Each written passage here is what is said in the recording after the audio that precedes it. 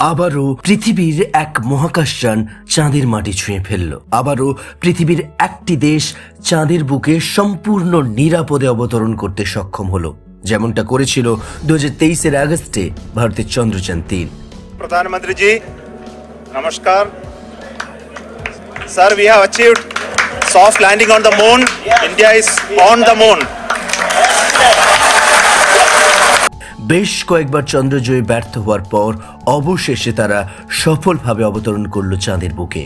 আর সেই সঙ্গে পৃথিবীর পঞ্চম দেশ হিসেবে ইতিহাসের পাতায় পাকাপাকিভাবে নাম তুলে ফেলল পৃথিবীর আরও একটি দেশ, উদীয়মান সূর্যের দেশ জাপান। নিজস্ব প্রযুক্তিতে বানানো মনুষ্যহীন চন্দ্রযান lander SLIM, smart lander for investigating moon, যার ডাকনাম দেওয়া হয়েছে মুন স্নাইপার, সে সফলভাবে চাঁদের মাটিতে অবতরণ করেছে বলে জানিয়েছে জাপানের মহাকাশ গবেষণা সংস্থা জাক্সা। 20 মিনিটের রুদ্ধশ্বাস সময়ের পর হালকা পালকের মতো গত 19শে জানুয়ারি চাঁদের মাটি ছুঁতে সক্ষম হয় সে। আর তারপর থেকে ভারতের প্রধানমন্ত্রী থেকে শুরু করে নাসা সহ প্রত্যেকেই জাপানকে শুভেচ্ছা বার্তায় ভরিয়ে দেয়। কিন্তু চাঁদের কোন জায়গায় নামলো জাপান? ভারতের চন্দ্রযান-3-এর পাশেই নাকি অন্য কোথাও? কবেই বা যাত্রা শুরু করেছিল সে? চাঁদে নেমে তার পরবর্তী লক্ষ্যই বা কি? সমস্ত কিছু বলবো আজকের এপিসোডে। সঙ্গে থাকুন শেষ পর্যন্ত আর জেনে নিন চন্দ্রজয়ে এশিয়ার আরও একটি দেশের কৃচ্ছ সাধনের খুঁটিনাটি। আর চ্যানেলে প্রথম হলে চ্যানেলটি অবশ্যই সাবস্ক্রাইব করে পাশে থাকবেন, আর ভালো লাগলে লাইক, কমেন্ট এবং শেয়ার করতে কিন্তু ভুলবেন না। খুব সম্প্রতি ভারতের মহাকাশযান চন্দ্রযান-3 চাঁদের দক্ষিণ মেরুতে পৃথিবীর প্রথম দেশ হিসেবে সফলভাবে অবতরণ করতে সক্ষম হয়েছিল। আর এবার চাঁদের বুকে অবতরণ করতে সফল হলো এশিয়ার আরও একটি দেশ, জাপান।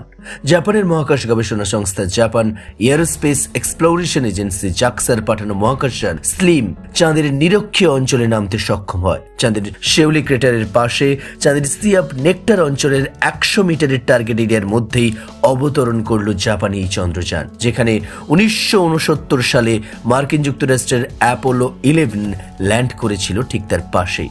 সেই সঙ্গে সোভিয়েত ইউনিয়ন, মার্কিন যুক্তরাষ্ট্র, চীন এবং ভারতের পর পৃথিবীর পঞ্চম দেশ হিসেবে চাঁদের বুকে সফলভাবে অবতরণ করা দেশেদের এলিট ক্লাবে নাম লেখালো জাপান। স্লিমের ট্র্যাকিং ডেটা দেখে জাক্সার প্রধান কুনিনাকা জানিয়েছেন, নির্দিষ্ট লক্ষ্যস্থলে স্লিম নেমেছে সে ব্যাপারে তারা অনেকটাই নিশ্চিত। তবে ঠিক কোন জায়গায় ল্যান্ডারটি রয়েছে তা যাচাই করে দেখতে অন্তত আরও 2 মাস সময় লাগবে। অবশ্য স্লিম জাপানের প্রথম চন্দ্র মিশন নয়।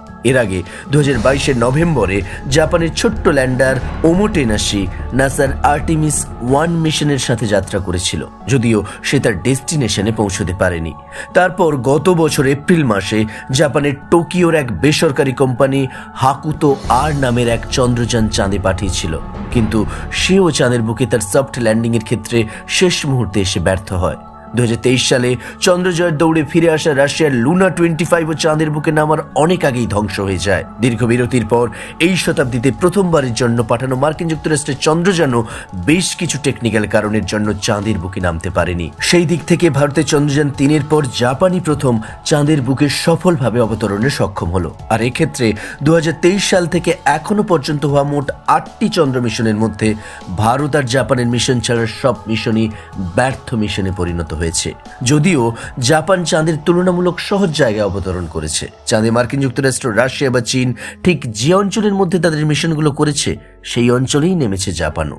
সেক্ষেত্রে ভারতের চ্যালেঞ্জ ছিল অনেকটাই বেশি। চাঁদের দক্ষিণ মেরু অঞ্চল, যেখানে এর আগে পৃথিবীর কোনো দেশ কোনোদিনও কোনোভাবেই পৌঁছতে পারেনি। জাপান তাদের এই মিশনের নাম দিয়েছে মুন স্নাইপার, কারণ এই মিশন ল্যান্ডিং এর জন্য পিন পয়েন্ট ল্যান্ডিং সাইট অর্থাৎ মাত্র 100 মিটারের টার্গেট সাইট রাখা হয়েছিল।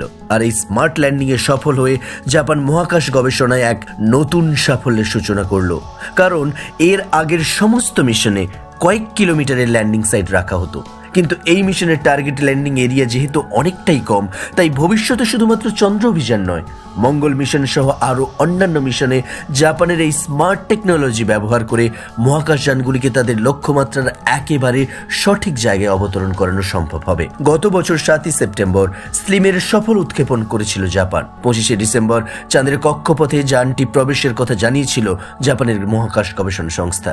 স্লিমের অবতরণের পর এবার চাঁদের ইতিহাস নিয়ে গবেষণা চালাবে সে। চাঁদের জন্ম, বিবর্তন নিয়ে তুলে আনা হবে অনেক নতুন নতুন তথ্য। এই ল্যান্ডার থেকে যে রোভার নামবে চাঁদের বুকে তা এক্স রে ছবি তুলবে। কৃষ্ণগহ্বর, নিউট্রন স্টার এবং সুপারনোভার উচ্চমানের এক্স-রে তুলে জাপানের মহাকাশ গবেষণা কেন্দ্রে পাঠানো হলে সেগুলোর গঠন সম্পর্কে স্পষ্ট ধারণা পাবেন বিজ্ঞানীরা। যদিও জাপানি চন্দ্রযান স্লিম চাঁদের মাটিতে নামতে পারলেও বিজ্ঞানীরা বলছেন চন্দ্রযানটির সোলার জেনারেটর কাজ করছে না, কেবল ব্যাটারির শক্তির উপর নির্ভর করছে যানটি।